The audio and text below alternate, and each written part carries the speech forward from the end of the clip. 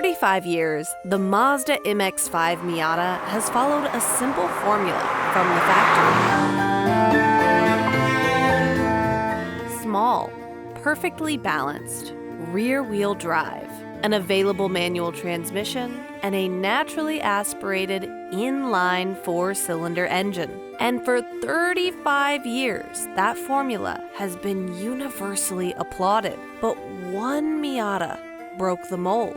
It's the rebel, the unicorn, the non-conformist. It is the Mazdaspeed Miata. These are my 2004 Mazdaspeed MX-5 Miatas. Two cars that follow the Miata formula, but add a turbocharger. And I'm Alanis King. Let's go for a drive and stick around for the end of this video to answer the perpetual question in Miata land, which is, does the Miata need a turbocharger? The Miata is known for perfecting perfection. Since the car debuted in 1989, it hasn't changed its mission. Mazda follows the Miata formula, slightly tweaking it as time goes on to make the car even better. That mission began with the first generation Miata, otherwise known as the NA. It debuted with a 1.6-liter four-cylinder engine, 116 horsepower, a roughly 2,200-pound curb weight, a 50-50 weight distribution, pop-up headlights, and a soft smile in the grille. In 1999 came the second generation, otherwise known as the NB. This car traded pop-ups for those classic early 2000s ovular headlights, and it debuted with 140 horsepower. This is the generation of the Mazdaspeed, which bumped the power to 178. Then comes the third generation NC Miata, which debuted for 2006. The fourth and current generation ND Miata debuted in 2016 as the opposite of the NC. It had aggressive looks and a lot less weight, and the first ND, which we call the ND1, began with 155 horsepower. It got a bump to 181 with the ND2 in 2019, which was a massive Miata power increase, even eclipsing my beloved Mazdaspeed. Before we dive deep into Miata driving impressions in this video, it's important to give you a little introduction to the Miata itself, to my cars, and to forced induction. We'll start with the Miata.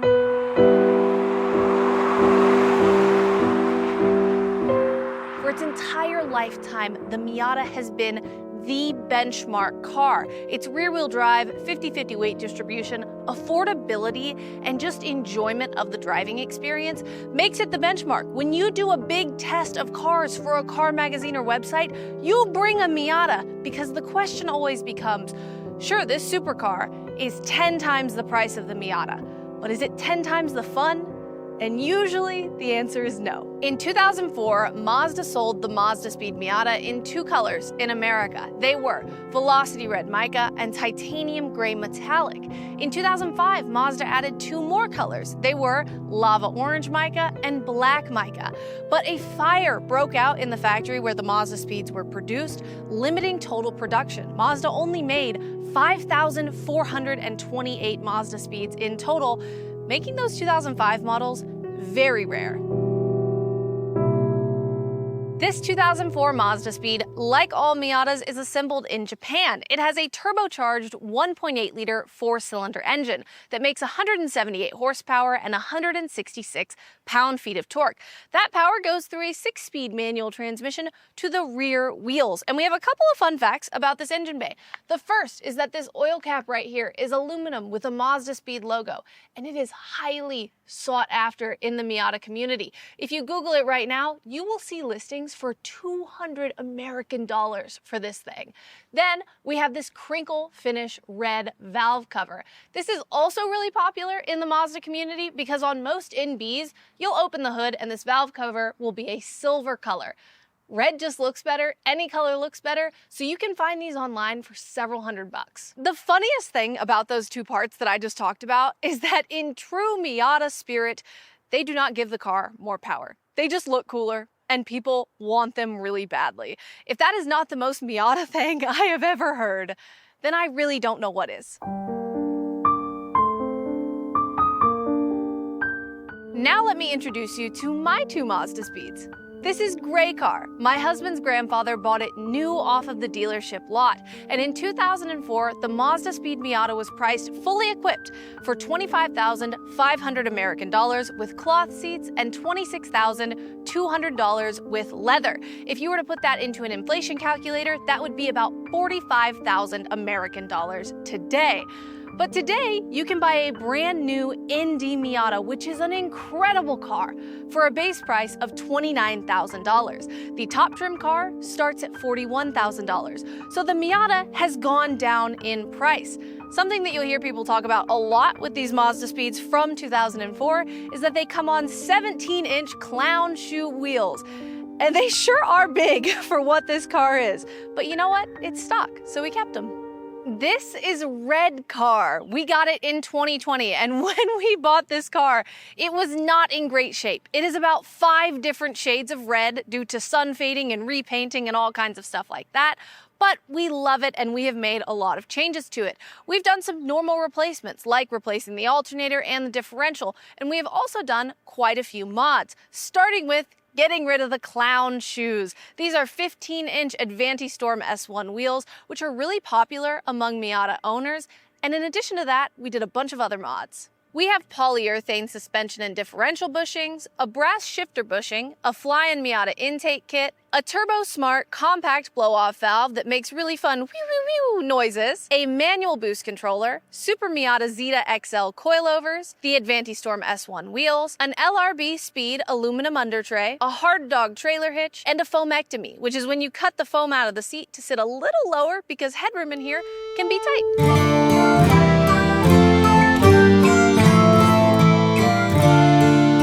Now let's talk about the big difference between these Mazdaspeeds and a regular Miata, and that is forced induction. Miatas are known for natural aspiration from the factory and for people turbocharging and supercharging them with aftermarket parts. There are entire businesses built around this, like Flying Miata, which we have some parts from, and you can put turbo kits on any generation Miata from a business like Flying Miata. But from the factory, you only get one forced induction Miata over the course of the Miata's lifetime, and that is these two cars.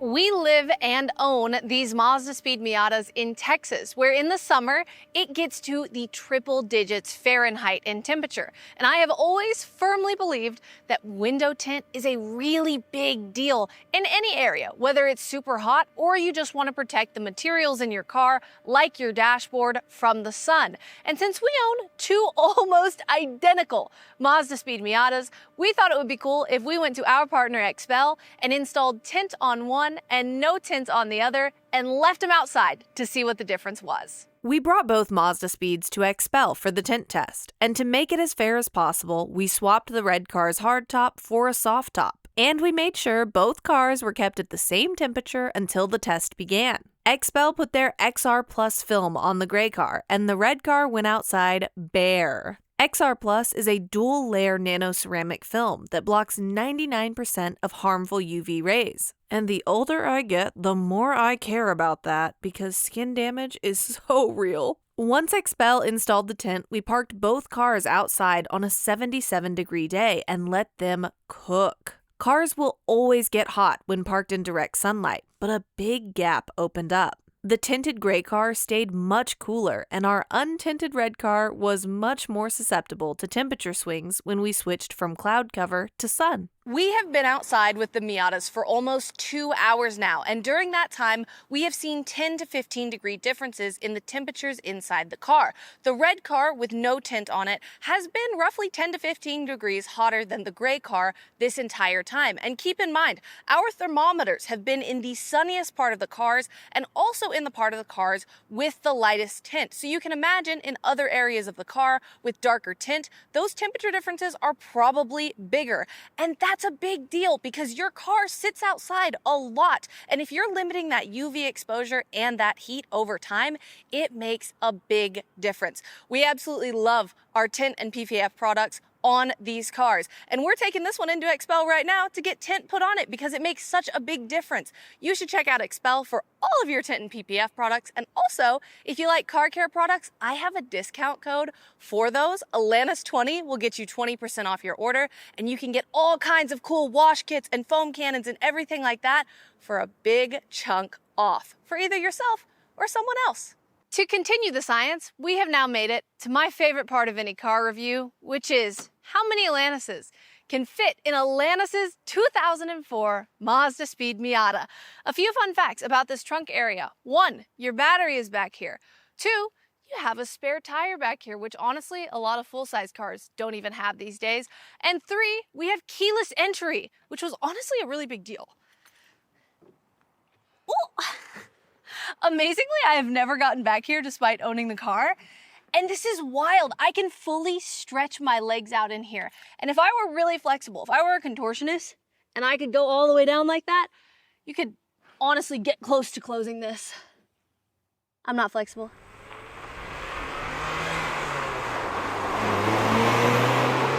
It's time to drive my 2004 Mazdaspeed Miata. Now, let's start with the interior of the Mazdaspeed Miata before we get to the driving impressions. One thing I love about this car, exterior and interior, is that the styling is so good. This rounded 2000 styling has aged so well. It's simple in here. It looks nice. Nothing looks particularly weird or out of place or too much or too of the era.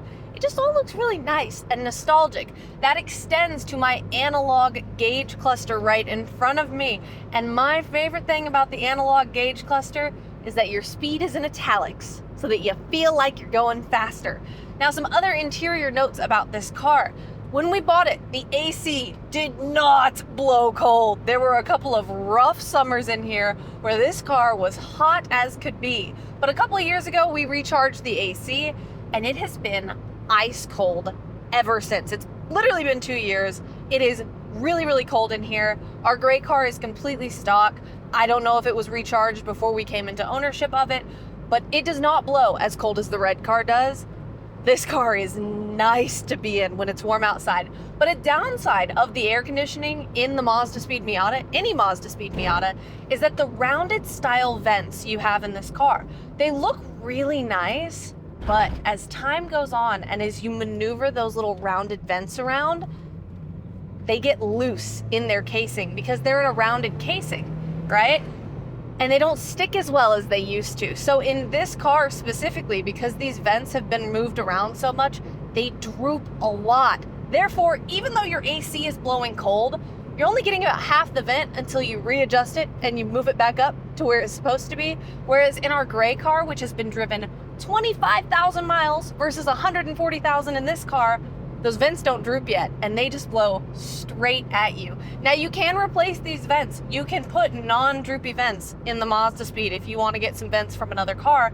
But if you have a stock Mazdaspeed or stock vents, they're probably going to be droopy if the car has been driven a lot and used a lot. Our Mazdaspeed Miatas have Bose audio systems, and by 2025 standards, they don't sound great. They just sound like audio systems, really. But one thing that is cool about the Mazdaspeed is that your radio antenna comes up and retracts. It's power retractable. So if you're not listening to the radio, which I am not right now because I'm talking to you, that antenna will retract and you'll get better fuel economy because it's not dragging in the wind.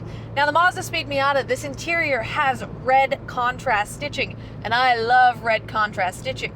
But when we bought this one in 2020, it was dirty and faded and old and had been sitting outside for a long time. So you don't really see the red contrast stitching in here anymore. It's more like dark brown in this car. In our gray car, it looks great though.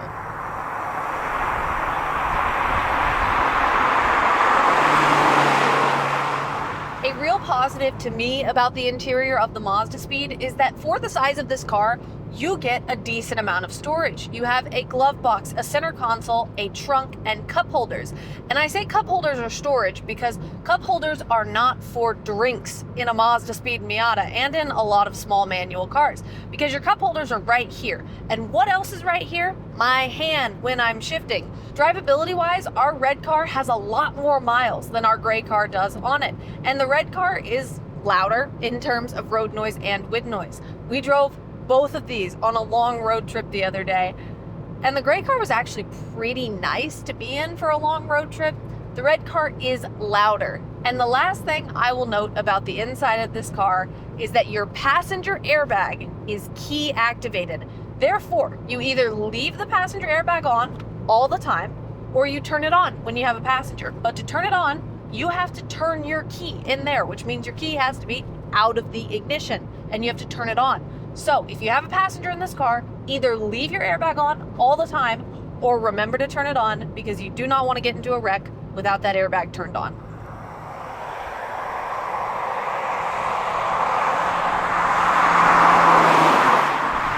Now let's talk about driving the Mazdaspeed Miata. And I think it's important to start this driving section by saying that the Mazda Miata, as I have said many, many times, puts other cars in context. This car, from the beginning, for 35 years, has been an incredible, affordable, nimble, 50-50 weight distribution, rear-wheel drive, manual driving experience. And what you find, especially when you work in the industry of reviewing cars, is that when you do a big test of sports cars and performance cars and supercars, you bring a Miata if you know what you're doing.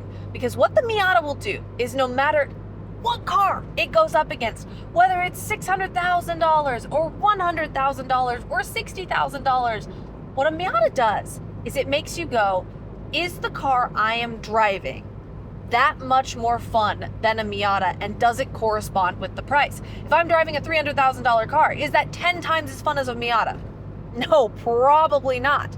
And the big criticism over the years with the Miata is that it's underpowered. But in the end, do I find that that matters? Absolutely not. Now, my favorite thing about driving a Miata that you don't get in a lot of other cars is that you have a direct mounted shifter. This shifter is directly mounted to the transmission. And in a lot of cars, those shifters are connected to the transmission by other parts like cables. So you don't have that direct feeling. But when I'm in a Miata, I put my hand on the shifter and I go, I can just feel the buzz of the car. I can feel the car working underneath me. And when I'm thinking about it and I go, man, it would be so cool to have a newer, fancier, more expensive sports car, I put my hand right there and I go, most of those cars do not have that.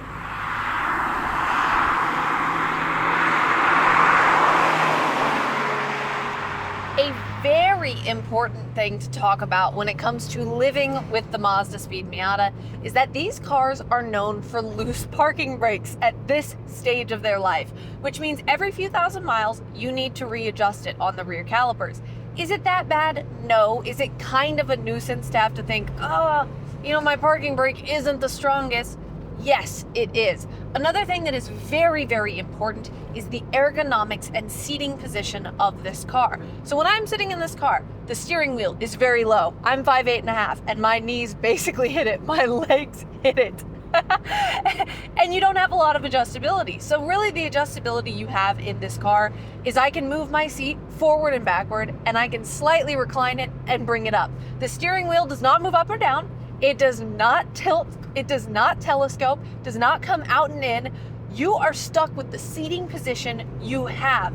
And this car is not built for really tall, really big Americans. Yet in America, I pretty much exclusively see 6-foot men driving this car, which is the funniest thing in the world. But you do not get a lot of adjustability in here. And something you do get on newer Miatas, like the current ND, is you can telescope that wheel out and in on that Indy 3 Miata, and you can move it around, and you have so much adjustability to make yourself comfortable. Whereas in this car, I do find myself when I'm sitting here, you probably notice when I'm talking to you, I try to sit straight up. I try to have an ergonomic seating position because I don't want to have my neck down like this. But in order to see the gauges and sit right and do everything, you kind of find yourself leaning your neck forward, which is not the healthiest or best seating position, so it's something that you have to really remember in this car. In terms of our two Miatas, our gray car is completely stock. That means it is not as fast because it doesn't have as much power as this car, and it also doesn't sound as cool. It kind of sounds like a blender. This car has the really cool noises, and it has all the fun little mods that make it just slightly faster and slightly zippier and slightly more fun. My favorite thing in the world is to go by someone and just let off the gas, and you hear that blow-off valve go, and it's just fun. Even if this car isn't the fastest thing in the world, you really add to your environment by doing that. Another thing that you discover while daily driving a Mazdaspeed Miata is that the front visibility is wonderful. Your front pillars are thin, you can see everything in front of you and around you, but when you look toward the rear, that is where you start to run into issues, because this car doesn't beep. It doesn't tell you when a car is next to you. It doesn't have any of that. It doesn't even have traction control. So you have to look over your shoulder, which I recommend doing in any car, even if it beeps. But when I look over my driver's side shoulder, what do I see? A big, thick rear pillar. I can't see a thing when I look over my shoulder. And I don't really get why that pillar is so thick and why it ruins visibility so badly. But if you really care about that rear visibility, you can either just put the top down every time you drive it, or the hardtop on this car gives you much better visibility.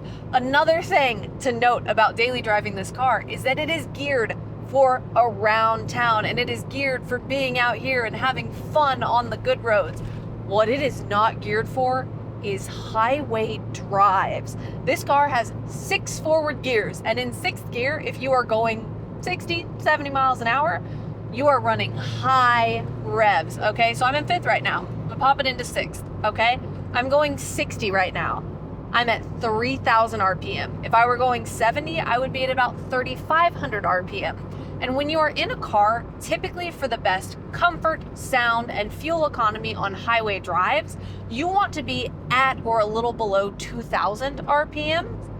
3,500 means you are going down the highway like, and just burning fuel.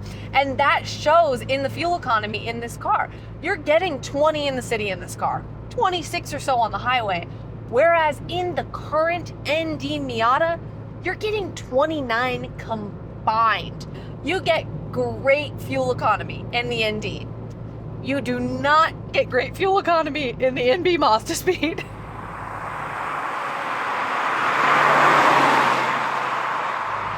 I have a whole list of livability notes when it comes to highway driving in this car. It takes premium gas with that not great fuel mileage. And the next big thing is this car does not have cruise control, because Mazda put cruise control on the NB Miata, and then when they made the Mazdaspeed, they went, cruise control? What a luxury. We don't want to have that in there. We don't need to take up that space and that weight or anything like that. No cruise control. It might sound like I am being super critical about this car and I'm just analyzing every little bit of it, but I disagree. I own 2 of these things. I wouldn't own 2 of them if I didn't love them, and I love everything about the driving experience in this car. It is so visceral, whether you're on the highway burning your ankle up, or you're on the good roads, or you're around town. You are having so much fun in this car because it is that perfect Miata driving experience where when I take a corner, it feels like tracing something with a really steady pencil. It's just beautiful and wonderful.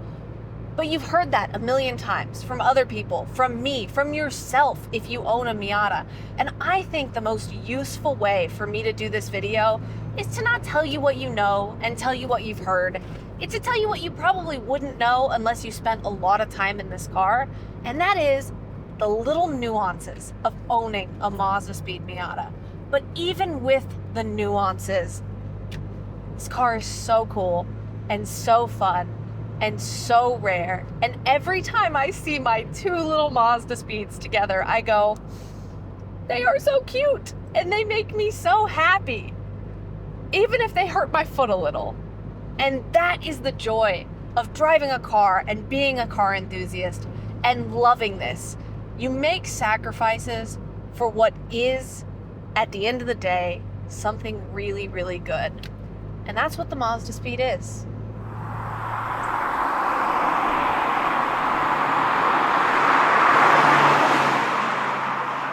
Right now, I would normally do Alanis's report card, which is where I grade the exterior, interior, comfort, performance, and road tripability of a vehicle. But I don't think it's really fair to do that for a 2004 Mazdaspeed Miata, because when I do report cards, I'm comparing those cars to other modern cars in their category. And I haven't driven enough 2004 Roadsters, at least recently, to be able to compare this car fairly. What I want to do instead is ask the question, does the Miata need a turbocharger? And I think the answer is no. Even as someone who owns 2 turbocharged Miatas, the current Indy 3 Miata is such a near perfect driving experience with natural aspiration that, yeah, a turbocharger would be sick on that car. But is it necessary? Absolutely not.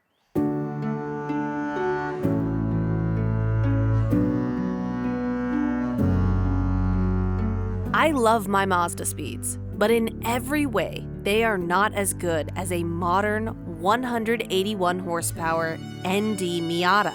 If the central question in this video were, are turbo Miatas cool? Then my answer would be yes! They are rare and they are the coolest. But the question in this video was, does the Miata need a turbo? The answer to that is no. The modern ND Miata is an incredible driving experience with 181 naturally aspirated horsepower, and it does not need a factory turbocharger. But if you want to bolt on an aftermarket one and make a bunch more power, you will not be making a bad decision.